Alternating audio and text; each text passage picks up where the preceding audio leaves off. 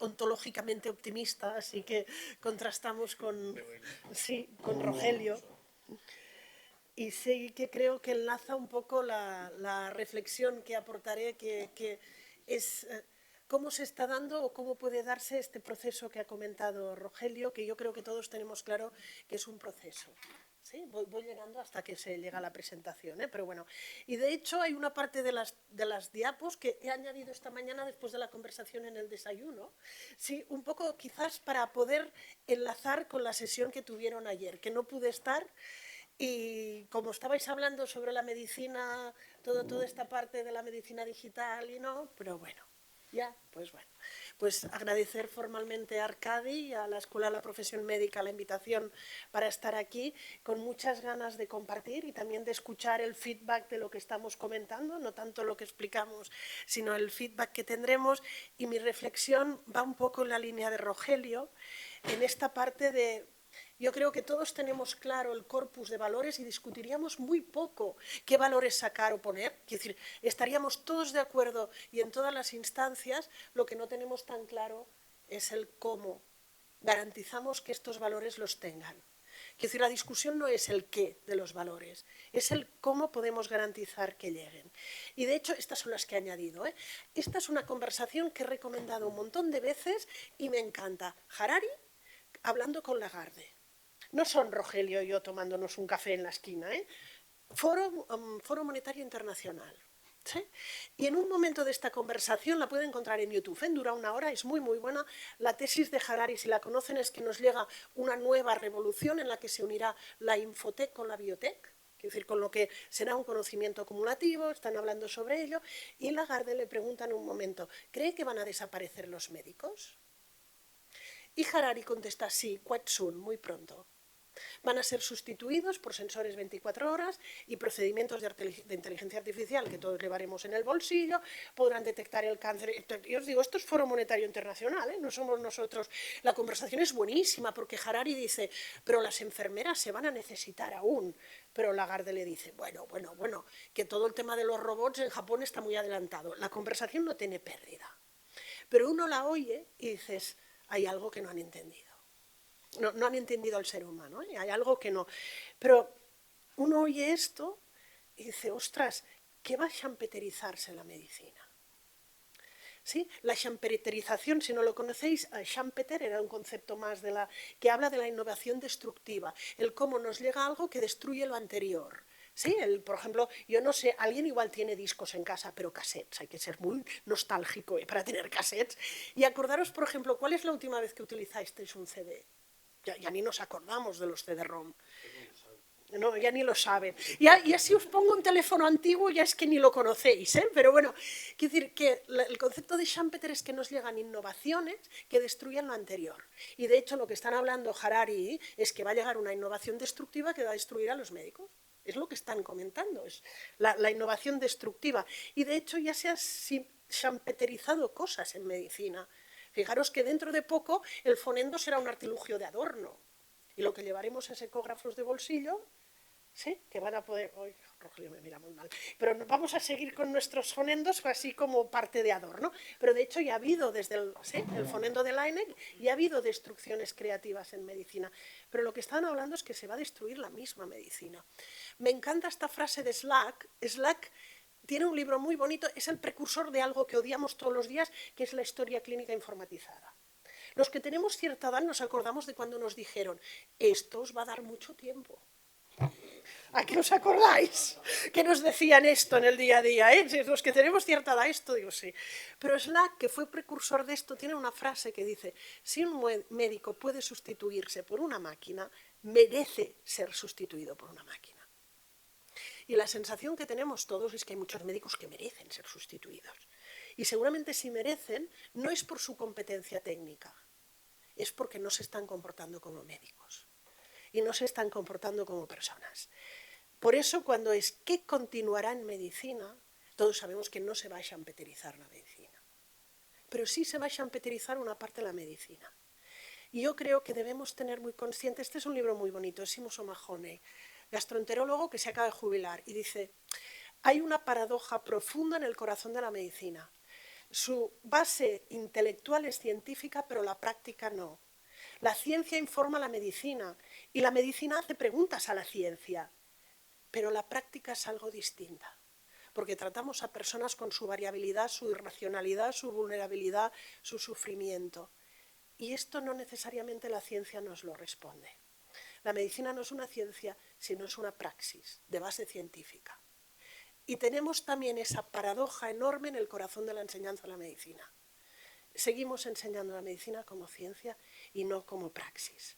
Por eso, yo creo que toda esta parte de la praxis, lo que no va a poder champeterizarse, una parte son toda la parte vinculada a valores. Y eso no se va a champeterizar. Y me gusta esta imagen, yo soy de un pueblo secano, donde hay almendros. Entonces, para cultivar un almendro, sí que es importante la cepa del almendro, por decirlo así, el cómo plantas el almendro, pero es fundamental cómo lo cuidas. Y una parte fundamental es cómo lo podas y le das forma. Si quieres que florezca, hay que podarlo. Y la primera poda se realiza en la facultad, la segunda poda se realiza en la residencia y ya no sé cómo llegan cuando van al ámbito ya profesional. ¿Cómo podamos? ¿Cómo estamos dando forma? Y aquí lo comparo, soy pediatra, sabemos que en la evolución cerebral hay dos épocas de pruning, de poda. No sé si lo saben, una es la época del bebé, ¿sí? Que el bebé lo que hace es pierde conexiones neuronales. Hay un sistema de poda en que refuerza vías y pierde otra, y otra gran época de poda neurológica es la adolescencia. Pues yo lo comparo, le estamos dando forma a esa persona podando. ¿Cómo estamos podando? ¿Sí? Por eso mi tesis es que estamos podando solo hacia un high-tech. Tengo una diapo muy chula, espera a ver si la encuentro. Esta estuve rato haciendo esta diapo, no os creáis que son 4 flechas. Sí. Yo creo que tenemos un eje que es fundamental y lo tenemos muy bien definido, que es nuestra competencia técnica, nuestro high-tech, y lo tenemos muy bien definido los itinerarios, las evaluaciones. Aquí hay diferentes momentos, ¿sí? Pero hay otro eje que es fundamental, que es el high-tech. A ver si aparece. Que es la competencia humana. Aquí entran los valores, actitudes, habilidades. Que hay gente muy patata y hay gente muy buena. Y nuestro objetivo es estar todos ahí.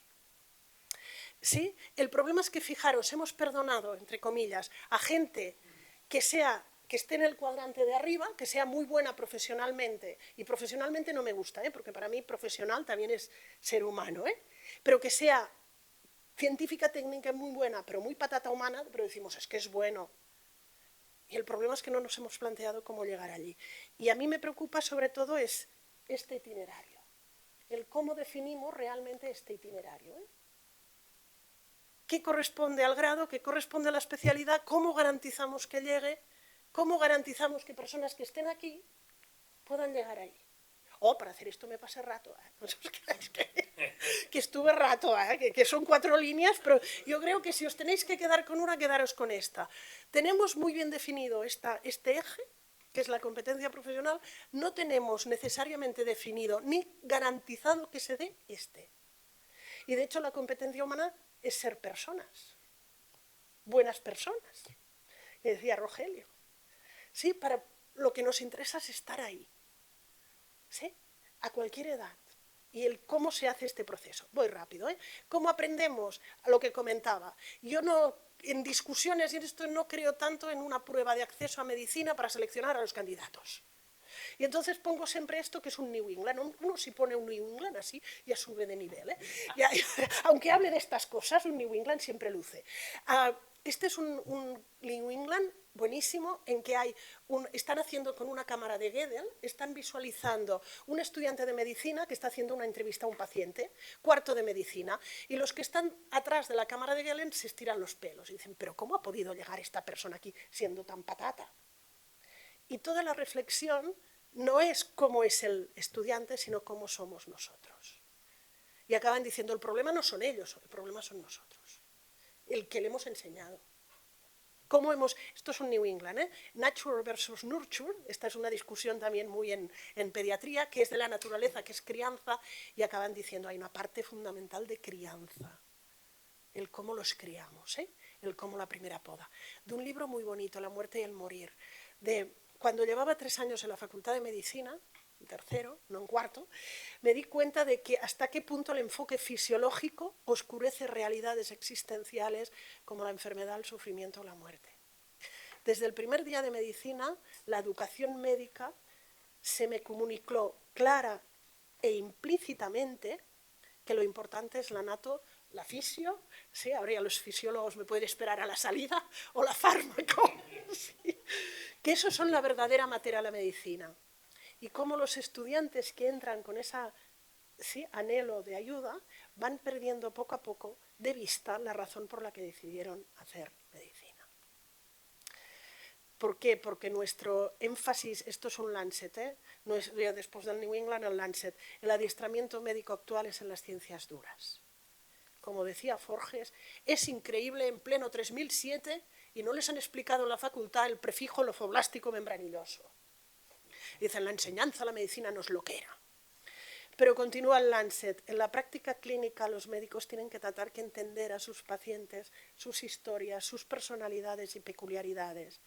Y para dar el mejor cuidado y curación posible, este lado duro de la medicina no ayuda mucho. Y continuando por Jorges, dicen, llaman los de tu departamento para si les podrías informar por término medio cuántas piernas tiene un paciente. Y dice, te juro, Paqui, que no sé qué les enseñan en la facultad. El prefijo lofoblástico membranilloso. La sensación que estamos enseñando no existe, ¿eh? Prefijos lofoblásticos membranillosos y algo, no. Tú lo explicas en clase. Es un tema entero. Y algo fundamental y fundante de la profesión no lo estamos garantizando. ¿Sí? Voy acabando. Sabemos que hay un fenómeno que comentaba, ¿sí? Que es la erosión ética y empática. Diferentes estudios, bastantes estudios, nos muestran, y a nivel muy constante, a nivel de todo el mundo, un fenómeno que es los estudiantes de medicina tienen mayor razonamiento moral al inicio que al finalizar. En empatía los estudios son menos conclusivos. Este es el que hacía referencia a Rogelius, de Hoyat, que es de quien más lo ha estudiado. El demonio está en tercero. Sí, este es un Academic Medicine, fue de los primeros que destapó. Este es uno que hicimos en Lleida, la empatía nace o se hace. ¿Sí? En que este tiene sus añitos, de 2016, pero bueno, y este es otro que hicimos, es qué relación o qué impacto tiene la enseñanza de la bioética en todas estas cosas. Y también nos dimos cuenta que evoluciona muy paralelamente el razonamiento moral, la sensibilidad ética y la empatía. Estos son de la Universidad de Lleida. Por eso cuando nos planteamos, voy acabando, ¿cómo aprendemos? Estamos dejando algo que es fundamental y fundante de la profesión al aprendizaje, sí, por imitación, al aprendizaje implícito. Y esto hace que yo creo, normalmente son a las experiencias que se van viviendo. Si tienes suerte de tener un buen tutor, vas a aprender de él. Eso que decimos a veces es que los residentes se parecen a los tutores. Eso que comentamos, pues sí, porque estás imitando. El currículum oculto es gran parte de lo que hacemos. ¿Sí? El currículum oculto son valores, actitudes, creencias y comportamientos esperados. A veces son contradictorios con los formales. Por ejemplo, os iba a poner este artículo que es muy bueno, sobre, por ejemplo, cómo aprendemos sobre quién hacer bromas o no. En medicina podemos hacer bromas fuera del paciente, de mal gusto, sobre un paciente psiquiátrico, sobre una paciente obesa, pero nunca las haremos sobre un niño con cáncer. Esto es currículum oculto, Aprendemos incluso sobre quién reírnos. Sí, eso es muy interesante. La visión que se va transmitiendo en currículum oculto es muy mecanicista y cínica sobre la persona, ¿sí? Muy lejos de esta visión que después nos van a comentar. Y la socialización sanitaria es muy desorientadora. Esto es de Daniel Ofri, no he puesto la referencia. Aprendemos la profesión, pero hay que aprender a ser, y muchas veces lo que hemos aprendido en ética, en valores, en teología, en el grado, no aterriza en la realidad. ¿Sí? Por eso yo creo que hablaba Rogelio del pesimismo, yo hablo muchas veces de la teoría de la ventana rota. La teoría de la ventana rota nos dice que si en un edificio se rompe una ventana, muy fácilmente van a acabar todas las ventanas rotas. Y mi sensación es que en medicina ese pesimismo que vivimos, es decir, ¿para qué voy a ser ¿por qué me voy a dedicar? ¿Por qué voy a preocuparme por mis pacientes? ¿Por qué voy a ser honesto? ¿Por qué si los otros no lo hacen y nadie importa? Y yo creo que la teoría de las ventanas rotas nos dice que no puede haber ventanas rotas. ¿Hacia dónde? Yo creo que la reflexión es clave. Debemos, esta es la última, la necesidad de un itinerario competencial en valores que esté alineado. Yo creo que todos vamos hacia ahí, incorporando nuevas metodologías que nos van a explicar nuevas formas de incorporar y nuevas formas de evaluar, ¿sí? De evaluar y de hacer explícito aquello que está en este momento implícito. Pues muchas gracias y debatimos todo.